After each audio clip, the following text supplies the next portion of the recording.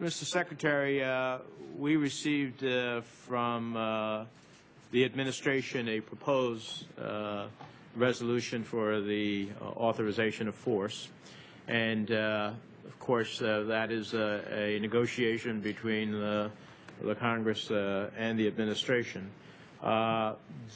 Would you tell us whether you believe that a prohibition for having American boots on the ground, is that something that the administration would accept as part of a resolution? Mr. Chairman, it would be preferable not to, not because there's any intention or any plan or any desire whatsoever to have boots on the ground. I think the President will give you every assurance in the world, as am I, as the Secretary of Defense and the Chairman. But in the event Syria imploded, for instance, or in the event there was a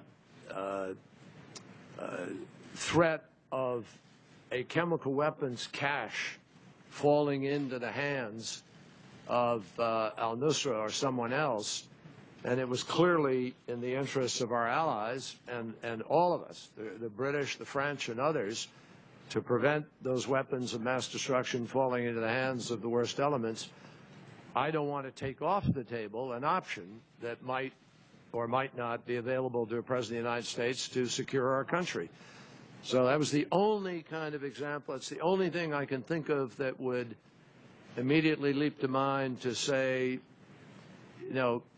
Well, if we said that there'd be no troops on the ground for combat purposes, that clearly would, I assume. Well, assuming that in the going to protect those weapons, whether or not they had to, you know, answer a shot in order to be secure, I don't want to speak to that. The bottom line is this. Can I give you the bottom line? We're going to have to work. I'm absolutely confident, Mr. Chairman, that it is easy, not that complicated, to work out language that will satisfy the Congress and the American people that there's no door open here through which someone can march in ways that the Congress doesn't want it to while still protecting the national security interests of the country.